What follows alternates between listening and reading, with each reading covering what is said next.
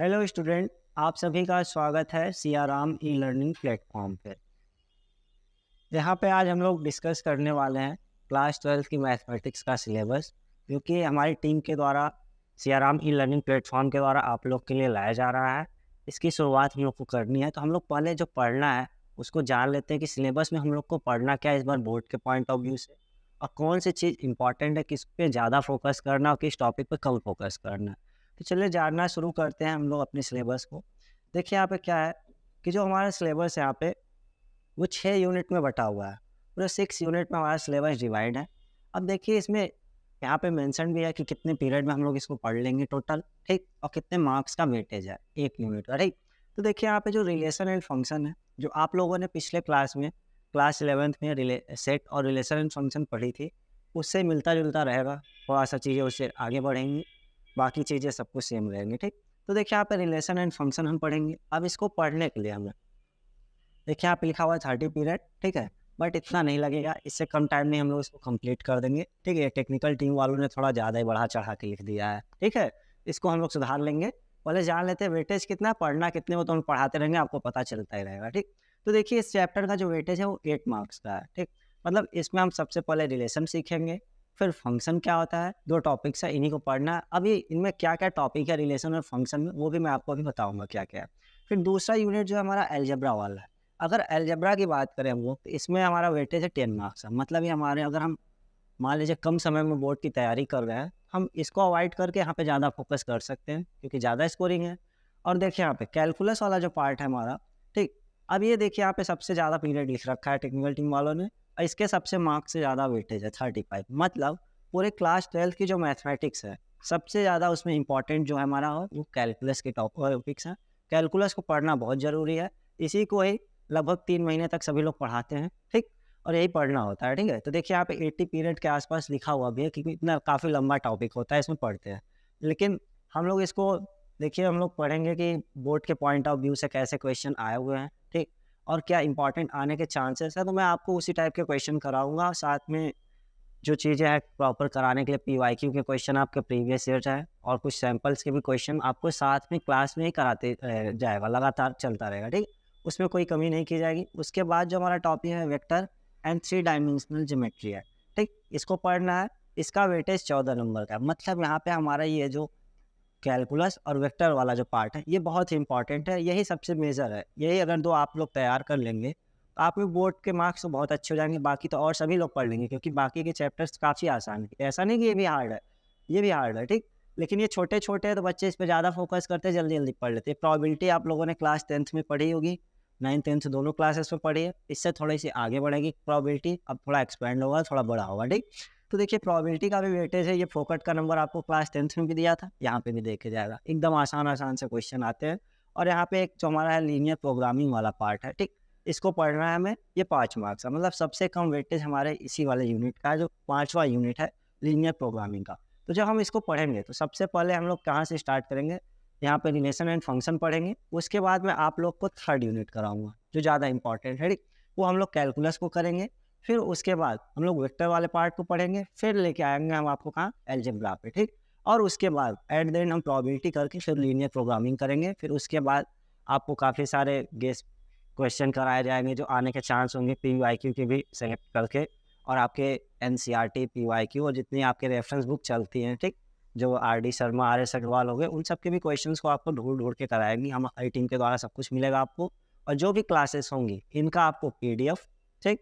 वो भी हमारे Siyaram e learning platform Telegram channel से आप डाउनलोड कर सकते हैं एज़ इट इज़। जितनी भी चीज़ें आप पढ़ेंगे, डेली उसका आपको पीडीएफ मिलेगा, आप वहाँ से उस चीज़ का क्लास नोट्स भी बनाएँगे, ठीक? अब देख लेते हैं कि जो हमने बोला कि 6 यूनिट में डिवाइड है, रिलेशन एंड फंक्शन जो पहला था हमारा, इसमें हमें कितना चीज़ें पढ़ना है, ठीक है? क्योंकि जो इस बार सीबीएसई ने क्या किया कि हर बार अपने सिलेबस को बोर्ड के हिसाब से देता है, कभी कम करता है, कभी ज़्यादा करता है। तो इस बार देखिए क्या-क्या चीज़ है, वो चीज़ देख लेते हैं हम लोग, ठीक?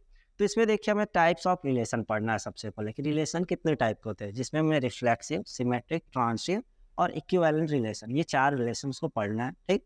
और उसके बाद हमें one one and onto function को पढ़ना है। मतलब रिलेशन एंड फंक्शन, पहले हमें रिलेशन पढ़ना है, ये टाइप वाला, फिर उसके बाद फंक्शन का एक टॉपिक पढ़ना है। मतलब 2 एक्सरसाइज पढ़नी है, मीन्स आपकी एनसीईआरटी में जो 1.3 एक्सरसाइज है वो कट है इस बार, ठीक। अगर आपके पास पुरानी एनसीईआरटी है कोई बात नहीं, ठीक, आप उसमें से 1.3 को डिलीटेड मार दीजिएगा क्योंकि इस बार के सिलेबस से वो क्या हुआ है, बाहर हुआ है, ठीक।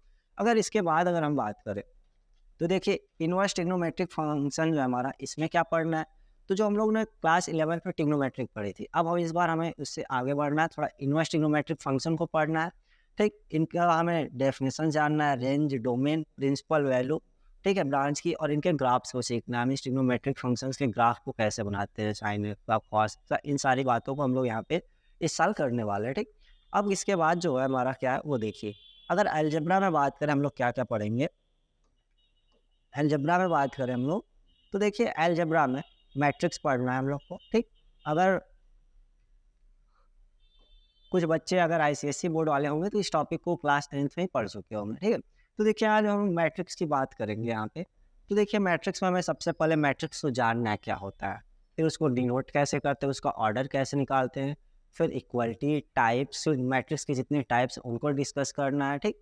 फिर उसमें हम क्या करेंगे कि उनका एडिशन, सब्ट्रैक्शन, मल्टीप्लिकेशन कैसे करते हैं, ये सारी चीज़ों को हम लोग करेंगे, ठीक। उसके बाद यहाँ पे आगे और भी चीज़ें हैं जिनको हमें करना है। तो देखिए यहाँ पे क्या क्या है, तो एडिशन करना है, मल्टीप्लिकेशन, ठीक, विद द स्केलर। यहाँ पे सिंपल प्रॉपर्टी यूज करनी है, मीन्स उसमें जैसे हम कॉम्यूटेटिव लॉ, एसोसिएटिव लॉ, ठीक है, क्लोजर प्रॉपर्टी, सारी चीज़ें यूज़ करते थे ना, एडिटिव, आइडेंटिटी वगैरह। फिर ये सारी प्रॉपर्टी का एज इट इज़ यहाँ पे भी यूज करना, हमें ये चीज़ें बतानी, कब कब ये चीज़ें होल्ड होंगी, कब हम इसके ऑर्डर को रिवर्स कर सकते हैं, कब नहीं कर सकते, इन सारी बातों को हम लोग यहाँ पे करेंगे।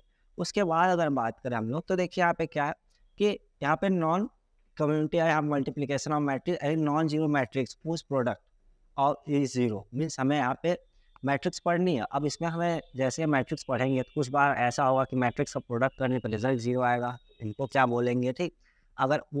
अगर आइडेंटिटी आ रहा तब क्या बोलेंगे, ठीक है, ये सारे उसमें बस एलिमेंट 1 आ रहा है एक डायगोनल के, बाकी एक्सेप्ट 0 आएंगे। तो मतलब ये सारी बातें कि हम इसके टाइप्स को डिस्कस करेंगे, इसके मल्टीप्लिकेशन, एडिशन, ठीक है, और फिर यहाँ पे इनवर्स वगैरह निकालना सीखेंगे, ठीक है, मैट्रिक्स का कैसे निकालते हैं। तो इतनी चीज़ें जब हम लोग यहाँ से कर लेंगे तो इसके बाद का जो है हमारा वो डिटर्मिनेंट आता है, ठीक है। डिटर्मिनेंट वाला जो पार्ट है इसमें क्या करेंगे हम लोग, एक मिनट, डिटर्मिनेंट में हम लोग को पढ़ना क्या, तो देखिए डिटर्मिनेंट जो होता है, जैसे डिटर्मिनेंट ऑफ स्क्वायर मैट्रिक्स, अब स्क्वायर मैट्रिक्स का डिटर्मिनेंट पढ़ेंगे, ठीक। अब उसमें आप देखिए minors, cofactor and application of determinants of finding the area of triangle, इन सारी चीज़ों को करना है। And join the inverse of the matrix, square matrix, ये सब करेंगे। कंसिस्टेंसी, इनकंसिस्टेंसी, ये सारी चीज़ें चेक करेंगे। और फिर क्या करेंगे हम लोग यहाँ पे, जैसे लीनियर इक्वेशन है जैसे हमारे पास, तो यहाँ पे देखिए हम चेक करेंगे कि यहाँ पे हम लोग करेंगे कंसिस्टेंसी और inconsistency and number of solution of system of linear equation, ठीक, बाय एग्जांपल के थ्रू करेंगे। Solving system of the linear equation को करेंगे इन 2 और 3 वेरिएबल्स वाले को, उनको लेके हम डिटर्मिनेंट की हेल्प से सॉल्व करेंगे, उनके क्या सोल्यूशंस की वैल्यू आ रही, उन सारी चीज़ों को हम लोग फाइंड आउट करेंगे। इसके बाद अगर हम लोग बात करें तो जो हमें पढ़ना है, हमारा मेन जो मैंने बोला था कि सबसे इम्पॉर्टेंट जो टॉपिक होता है हमारे क्लास 12 का, वो हमारा कैलकुलस वाला पार्ट होता है। 35 मार्क्स का वेटेज था इस चैप्टर का, मीन्स ये अपने आप में बहुत ब्रॉड है, ठीक है, मीन्स वेटेज के हिसाब से, क्योंकि इसको पढ़ना बहुत ज़रूरी है, ठीक है। पेपर का हमारा 80 मार्क्स का रहेगा तो वहाँ से अकेले ये 35 मार्क्स ले रहा है ये चैप्टर, तो कितना इंपॉर्टेंट आप खुद इमेजिन करके देखिए इसको पढ़ना कितना ज़रूरी है, ठीक।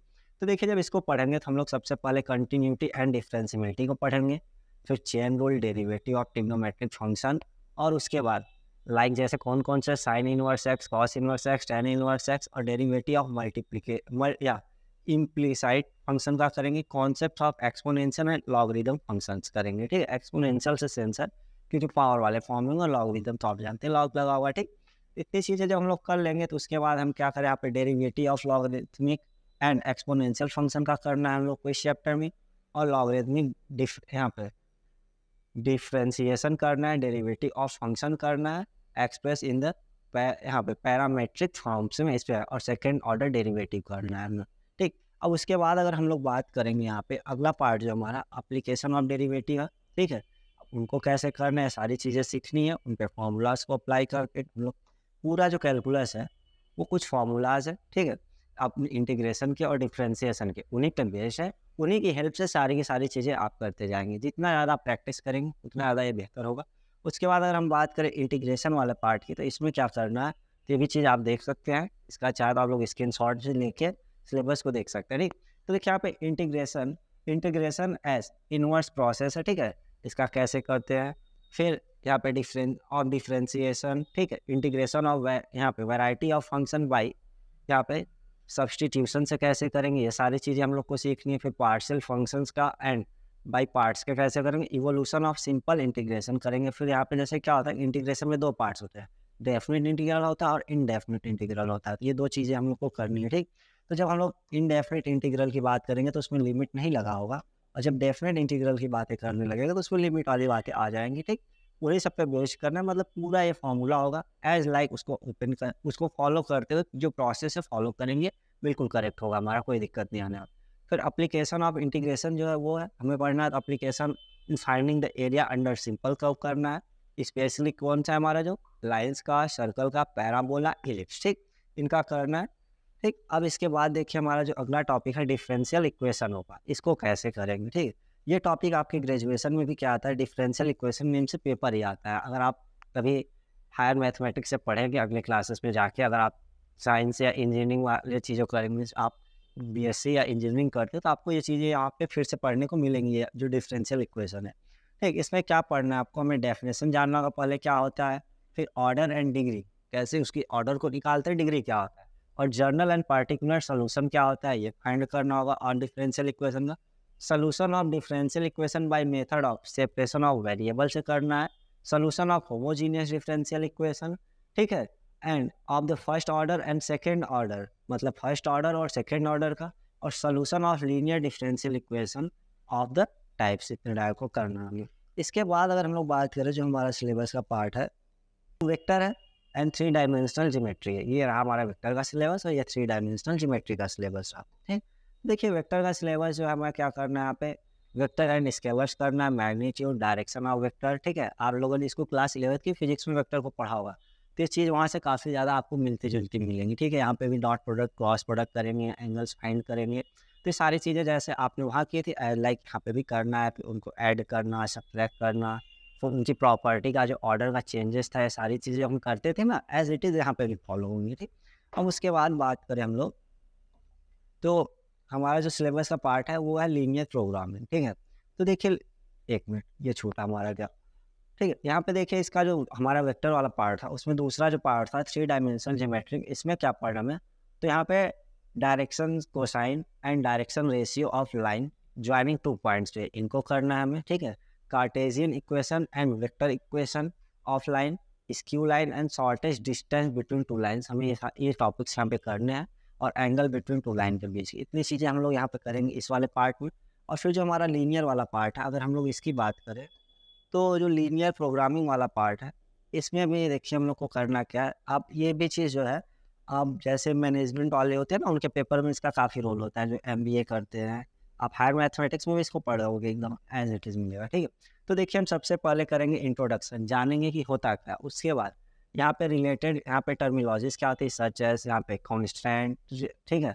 Objective function, optimise, graphical method से सोल्यूशन करना है हमें, ठीक है? फिर feasible solution, infeasible solution, bounded है कि अनबाउंडेड सोल्यूशन है हमारा, ठीक है? और उसका ऑप्टिमल फिजिबल सोल्यूशन क्या होता है, इसको करेंगे। इसके बाद जब आप ग्रेजुएशन में आते हो तो इसमें यही सोल्यूशंस करने के मेथड बढ़ जाते हैं, काफ़ी सारे मेथड्स आते हैं। फिर असाइनमेंट प्रॉब्लम को भी आप पढ़ोगे जब हायर क्लासेस में जाओगे। इसके बाद देखिए यहाँ पे प्रोबेबिलिटी की बात करें, आपने इसको पिछले क्लासेस में भी पढ़ा है, ठीक है? मीन्स आपने क्लास 9th और 10th दोनों क्लासेस में प्रोबेबिलिटी को पढ़े हुए हैं। तो यहाँ पे हमें इस बार वो उससे थोड़ा स्टैंडर्ड प्रोबेबिलिटी पढ़नी पड़ेगा, ये कंडीशनल प्रोबेबिलिटी पढ़नी है, मल्टीप्लिकेशन थ्योरम एंड प्रोबेबिलिटी करना है, इंडिपेंडेंट इवेंट की बात करनी है, टोटल प्रोबेबिलिटी नहीं पढ़ना हमें, ठीक है? बाइस थ्योरम पढ़ना है, random variable and probability distribution mean of the random variable करना है। मतलब ये रहा आपका पूरा सिलेबस जो आपको पढ़ना है, मैंने एक एक बता दिया। अब हम लोग जब क्लास स्टार्ट करेंगे अपनी पहली क्लास, तो हम लोग रिलेशन एंड फंक्शन से स्टार्ट करेंगे और उसको प्रॉपर 7 से 8 लेक्चर में हम लोग पढ़ के ख़त्म कर लेंगे, ठीक है? और जो वीडियो का लेक्चर का ऑन एन एवरेज रहेगा 35 मिनट टू 40 मिनट आएगा हमारा, ठीक? इतने मिनट का वीडियो रहेगा और मैं ट्राई करूँ इससे बड़ा बनाने का मतलब है कि आपको बोरिंग लगने लगे, ठीक। फिर जब चीज़ें हम लोग पढ़ेंगे ना तो उसको छोटे छोटे पार्ट में डिवाइड करके पढ़ लेंगे जिससे समझने में आसानी होगी। इसलिए वीडियो की लेंथ ज़्यादा नहीं रखी जाएगी कि एक एक घंटे 2-2 घंटे की वीडियो रखे। इतना मैक्स टू मैक्स ऐसे स्कूलों में चलता है 35-40 minute period. As it is हम लोग यहाँ पे भी करेंगे और अपनी क्लासेस को प्रॉपर करेंगे। तो हम लोग मिलते हैं अपनी पहली क्लास में रिलेशन एंड फंक्शन वाले में। Thank you.